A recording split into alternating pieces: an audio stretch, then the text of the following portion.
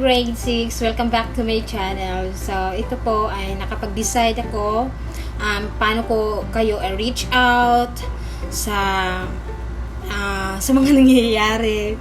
So, alam niyo, hindi po ako natutuwa sa mga nangyayari, but we're trying to communicate to all of you about this matter. Okay, so now as a result of our week 2 learning activity sheet, so sad to say, 3/4 of from your population or in your section that is having an difficulty and hard time answering Science 6 week 2. So, I don't know kung saan kayo nahihirapan dito. Ayan na po sa ating screen. Activity natin about the homogeneous lang. But the direction there is underline the word or group of words that makes each mixture a homogeneous. So, when we say homogeneous, it is a uniform substance na pinaghalo natin sa, for example, salt and then water. So there's a combination of salt solution, then when we say solution, ito na yung mixture from that homogeneous. Okay, when we say as a salt is our solute there, and our water is the solvent. So, it's come up with salt solution.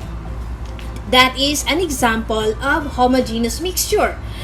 Okay, when we say homogeneous, it is one substance na naging dissolve siya, diba? So, from your previous experiment na yung you have a mixture. For example, ano ba yung pinagano natin? Vinegar and sugar. Okay, so example, vinegar and sugar. So, when you put a pinch of sugar in this vinegar, after minutes, nadi-dissolve na yung sugar. Meaning to say, dissolve, nadi-disappear, or nagkikipag-combine siya sa liquids or sa vinegar solution. So that is I come up with this activity. I don't know what happened. Some of you guys never nyo akong in-approach, never kayo communicate about me. So there are 5 items lang. But sad. So sad, and I'm so shocked. Bakit? What happened? What happened, guys? Simple direction. Underline the word or a group of words that makes each mixture and homogeneous. So, hindi ko na sasabihin kung ilan yung bagsak, but I don't know why. Hindi ko na sabihin, basta 3/4 of your population in your section, ganun po. And then, announce ko lang, marami din pong hindi nagbalik ng last. Okay? So, that is why, I don't know, or ilagay ba sa ibang box, but I don't know what happened. Para akong tulig. Okay? Now, so, ang nakapasa lang, obviously naman, yung nakapost sa group natin, at saka yung walang last, nandun din sa group natin, at saka yung pinapakontak sa akin, obviously din nandun din sa group natin. Hindi ko na sasabihin dahil privacy po yun. So now, ito na nga, ang haba ng explanation ko, my God.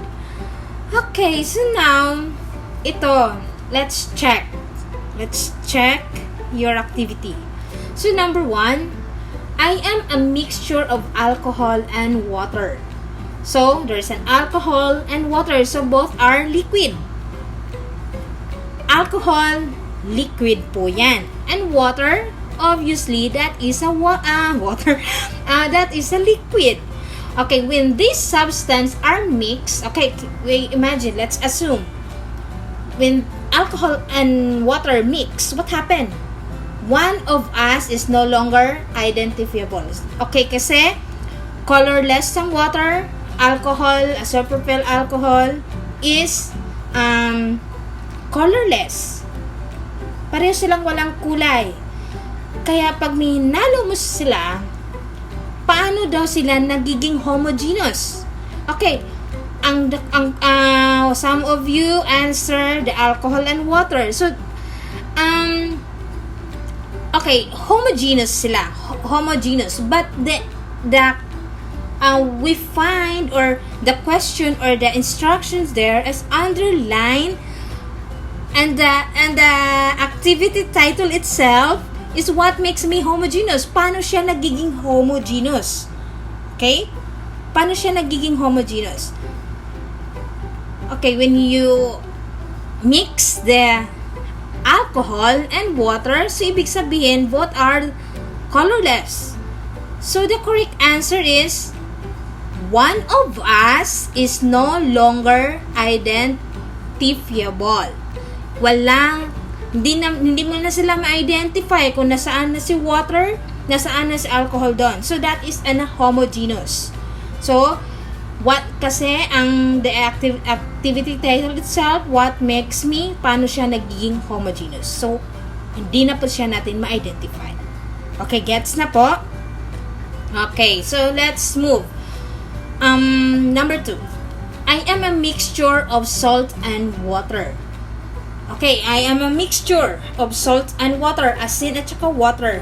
Okay, when you mix, what happened? Okay, so first salt, it was dissolved in water.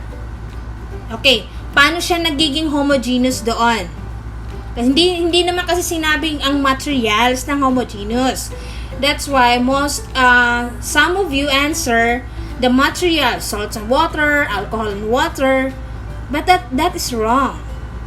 But let us correct now, okay?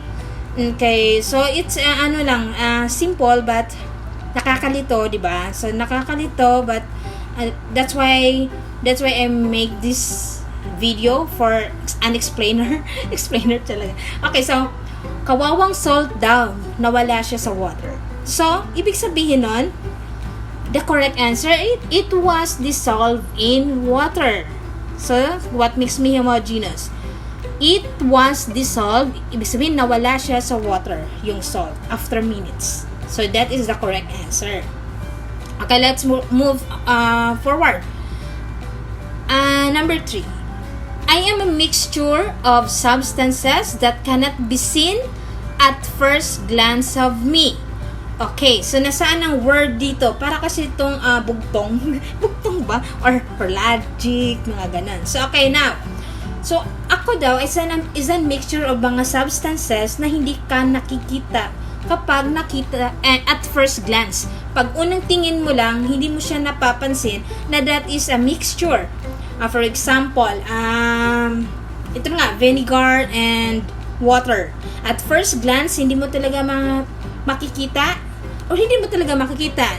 Never mo siyang makikita dahil ang solution mo or ang materials mo is both are colorless. So that's it. So the correct answer there is cannot be seen at first glance at me. Mahaba pong underline yan. Okay? So now, number 4. I am a mixture of oxygen and carbon dioxide. So, ibig sabihin, na tayo sa chemical. Okay, I am a mixture of oxygen and carbon dioxide. These gases have the same phase. So, ibig sabihin, and it is a combination of carbon dioxide and oxygen. So, merong statement dito that these gases, itong mga gas na to, ay pareho yung kanilang tsura ng state of kasi gas sila, hindi natin siya nakikita. So same sila So that is why the correct answer, the correct underline here is they have same face.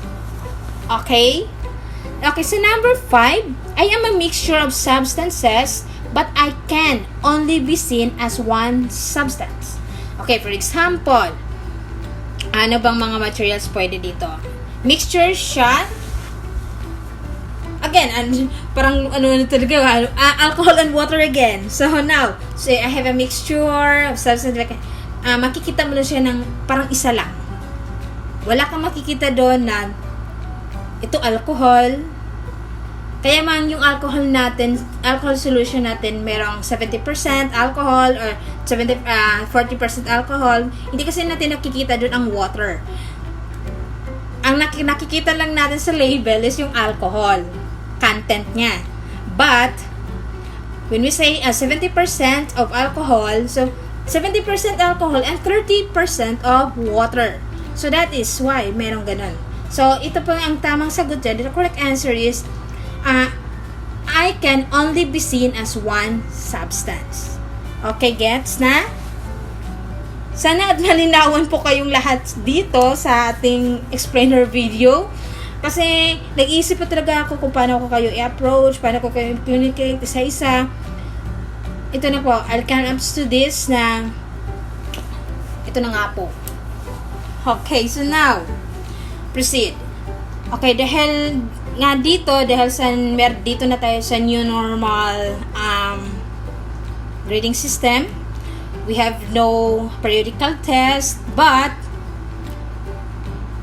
we very strict to monitor every single learning activity sheets, learning outputs, and your reflection. Strict po kami doon sa pag-monitor. That's why I have an example of our check and retrieve last or learning activity sheets. Okay, so ipapakita ko sa inyo to para malaman nyo kung paano namin kayo i-evaluate, paano namin kayo i-monitor and your assessment, ganun po.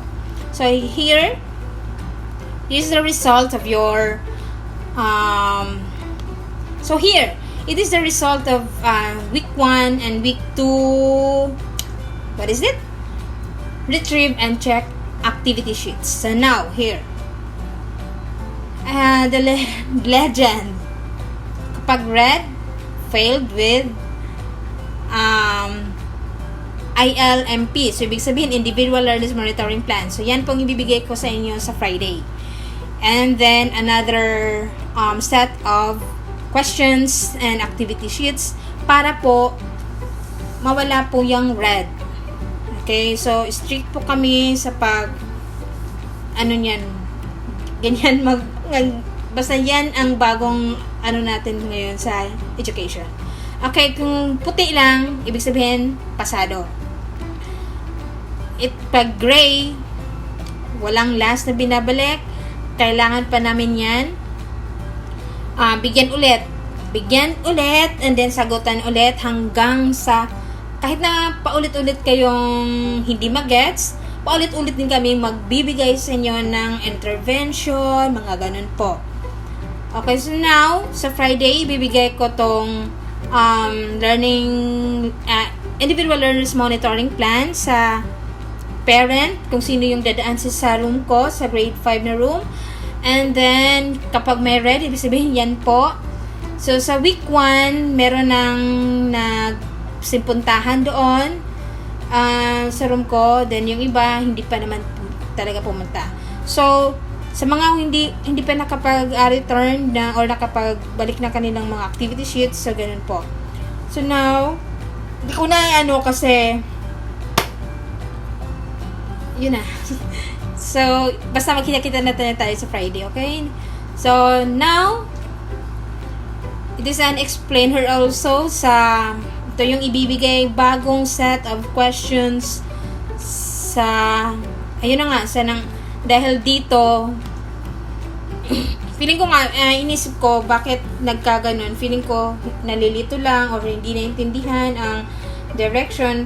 Pero ang pinagtataka ko, bakit walang nag-message sa akin? Kasi sa baba ng anyong mga weekly home learning plan ay meron namang contact number ko doon at FB account. So, wag mahiyang magtanong, okay? We're here to help and to guide. We're here.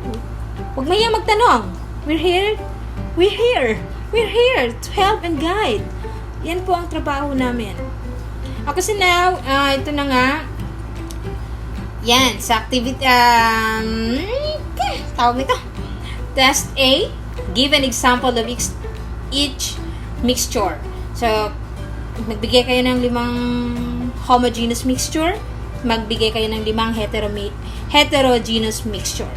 So, test B, write homo if the mixture is homogeneous, and hetero if the mixture is heterogeneous. Okay, now, then sa test C, 5 mixtures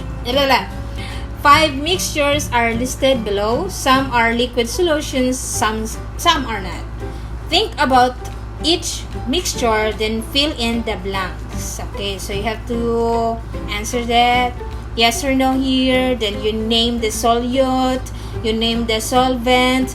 So ito na yung solute, yung natutunaw. Solvent, ito yung liquid na tinutunawan ni solute. Okay? And then, to read the situation carefully, choose the letter of the best answer. So you have to circle na lang, okay? You have to circle and then that's it. Babush. Yun lang. Thank you so much for watching. Bye-bye.